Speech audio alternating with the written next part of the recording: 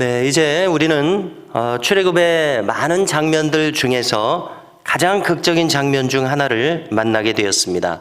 앞에는 홍해 바다가 펼쳐져 있고 뒤에는 바로의 병거들이 쫓아오고 있습니다. 이것을 진퇴양난이라고 하지 않습니까? 절체절명의 순간을 맞고 있습니다. 이렇게 표현하면 딱 맞으리라 생각합니다. 하나님 외에는 결코 다른 대안이 없는 상황으로 몰고 가셨다 표현할 수 있을 것입니다. 그러니까 지금 모세와 이스라엘 백성들은 자신을 하나님께 전적으로 맡길 것이냐, 아니면 바로를 따라서 과거로 돌아갈 것이냐, 이 단 두 가지 선택밖에 없는 상황이 되었습니다. 어떻습니까? 이 중에 하나를 선택해야 하는 상황입니다. 우리가 살아가고 있는 인생도 마찬가지입니다. 지금 이 자리에 앉아서 함께 신앙생활 하시는 모든 분들께서는 인생길을 걸어오면서 하나님 외에는 결코 대안이 없는 상황으로 우리를 몰고 가셨기 때문에 지금 우리가 이 자리에 있는 것 아닌가, 이런 말씀을 드리고 싶습니다. 그래서 우리로 말미암아 하나님을 택하도록 이끄셨다고 생각합니다. 그래서 어느덧 나의 신앙이 하나님을 향해서 오직 일편단심이 되도록 이렇게 다듬으셨기 때문에 우리가 지금 이 자리에 있다고 믿습니다. 자, 그런데 이 진퇴양난의 지점에서 수많은 이스라엘 백성들이 다시 애굽으로 돌아가자 이렇게 말하고 있죠. 오직 오늘 말씀을 통해서 보면 모세만이 하나님을 택하고 있습니다. 하나님께 전적으로 자신을 맡겨버리는 모세. 여러분, 우리가 출애굽기 처음부터 보고 있습니다마는 처음 소명의 지점에서 모세가 어떻게 했습니까?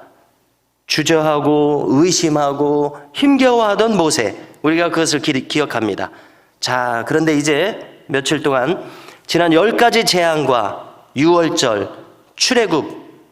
출애굽이 실현되면서 모세의 신앙이 오늘 하는 이 말을 보니까 엄청나게 견고해진 것을 우리가 보게 됩니다. 완전히 다른 사람으로 뒤바뀌어져 있습니다.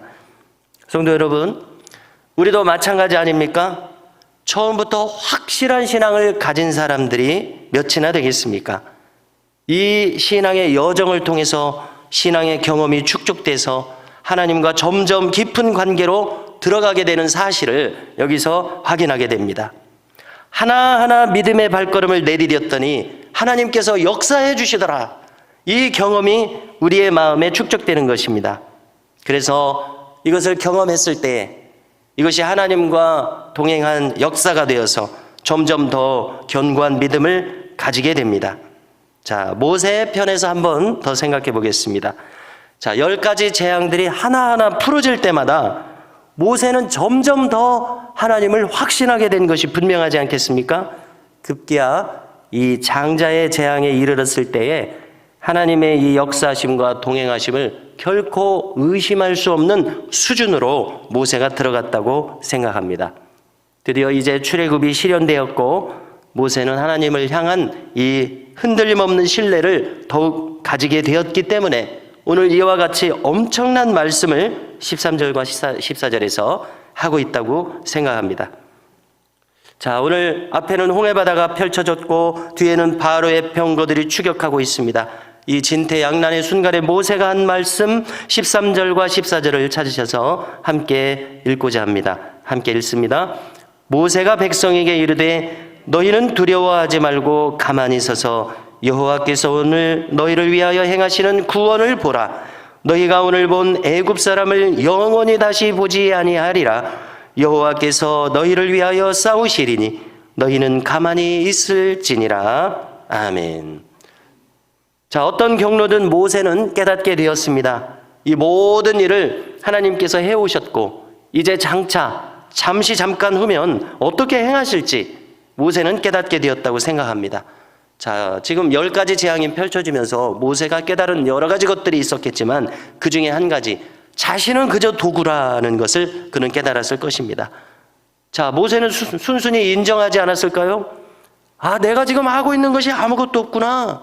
다 하나님께서 이렇게 하시는구나. 이렇게 말하라고 하셔서 나는 말할 뿐이고 아론도 이렇게 하라고 해서 할 뿐이고 하나님께서 나를 사용하셨을 뿐이지 모든 것은 하나님께서 하시는구나. 이것을 깨달았다고 생각합니다. 그래서 오늘 말씀의 요지 중 하나가 이것 아닙니까? 그저 하나님께서 지금 하실 것을 함께 지켜보자고 말합니다. 자, 그런데 우리는 여기서 오늘 성경에서 나오는 또 하나의 인물 바로를 한번 생각해 보겠습니다. 4절에 보니까 그는 다시금 마음이 완악해지게 됩니다. 자, 바로가 우리가 영적으로 보게 되면 얼마나 둔감한 사람인가 하는 것을 여기서 또 보는데요. 지금까지 하나님의 역사하심을 모세나 바로나 똑같이 경험했습니다. 절절하게 경험했습니다. 장자의 죽음에 이르러서야 이제 바로의 마음이 녹아내렸고 하나님을 인정할 수밖에 없는 그런 바로 아니었습니까? 이런 것까지 경험했음에도 불구하고 바로 자신의 힘으로는 자생력 있게 하나님을 도저히 더듬어서 찾을 수 있는 그런 사람이 못 되는 사람이 바로입니다. 자, 바로의 영혼을 생각해 볼 때 그는 하나님을 향한 아무런 감각도 지금 가지고 있지 않습니다. 참으로 가련한 영혼이라고 생각합니다. 그의 영혼은 여전히 안개에 흑암에 갇혀있는 채로 이제 그렇게 끝나버리게 되는 그런 영혼입니다.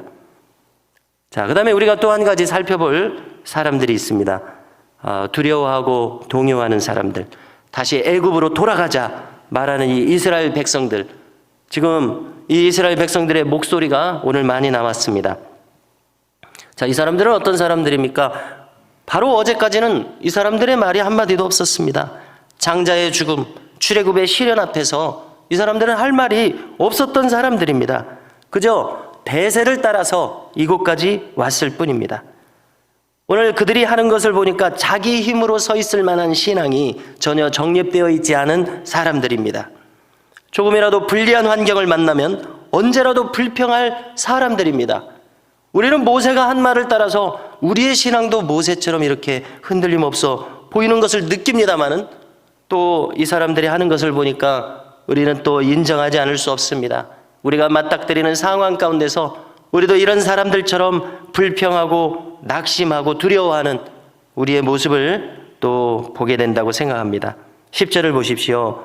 이 이스라엘 자손들이 심히 두려워하고 있습니다. 하나님께 부르짖습니다. 자, 그런데 이어지는 말을 보니까 그 부르짖음은 정말 신앙이 깊어서 부르짖는 부르짖음이 아닙니다. 그저 진퇴양난의 위기에서 터져나온 외마디 비명과 같은 부르짖음이다, 이렇게 생각하게 됩니다. 그래서 당장 그들은 11절에서 쏟아붓습니다. 애굽에 매장지가 없어서 여기까지 오게 해서 죽게 하느냐, 왜 우리를 이끌어내서 이런 꼴을 보게 하느냐, 이렇게 말합니다. 자, 여러분, 우리는 이것을 이름하여 노예 근성이다, 이렇게 말할 수 있지 않겠습니까? 그들의 몸은 출애굽을 했습니다. 그러나 아직 그들의 마음은 바로의 종으로 서 있습니다. 우리도 마찬가지입니다. 우리도 우리의 신앙생활을 살펴볼 때에 우리에게도 이 뿌리 깊은 노예 근성이 있다고 생각을 하게 됩니다. 자, 어떤 사람이 이렇게 말한 것을 제가 기억하는데요. 한 개인이나 가정의 문화가 바뀌려면은 40년이 필요하다, 이런 말을 제가 기억합니다. 한 세대가 필요한 것 아닙니까? 자, 지금 이 이스라엘 사람들은 400년간 노예로 살아왔습니다. 바로의 노예로 살아와서 그 마음과 문화가 이미 그 바로의 노예인 것이 익숙한 사람들, 그들의 문화가 그렇게 이름하여 노예 근성으로 사로잡혀 있습니다. 자, 이 사람들의 영혼이 순수한 신앙으로 다시 정립되기 위해서는 얼마나 많은 시간이 필요한가 생각하게 됩니다. 자, 문화적인 기준으로는 40년이 필요합니다. 자, 그래서 이 출애굽의 광야 생활이 40년 아니겠는가, 이런 생각에 또한 이르게 됩니다. 이 이스라엘 백성들은 장차 이 광야 생활을 통해서 정말로 뿌리 깊은 이 노예 근성을 철저하게 뽑아내야 할 사람들임을 우리가 엿보게 됩니다. 성도 여러분, 우리도 마찬가지일 것입니다. 어쩌면 우리의 마음속에는 아직 온전한 하나님의 나라가 세워져 있지 않은 것 아닌가, 이런 생각을 하게 됩니다. 저 사람들의 저 뿌리 깊은 노예 근성, 세속적인 마음, 세속적인 것에 또 뭔가 있을 수 있지 않나 하는 이 미련 같은 것이 이들처럼 우리 안에도 있지 않은지 생각해 보게 됩니다. 성도 여러분, 우리는 오늘 이 나눈 말씀을 통해서 우리 안에 있을 이 뿌리 깊은 불신앙을 뽑아내려는 열심이 우리 가운데 일어나기를 간절히 바랍니다. 그리고 이 모세처럼 정말 이 흔들림 없고 굳센 신앙으로 다시 태어나는 우리가 될 수 있기를 바랍니다. 자, 모세를 따라서 오늘 하루 우리가 되뇌일 만한 말씀이 있습니다.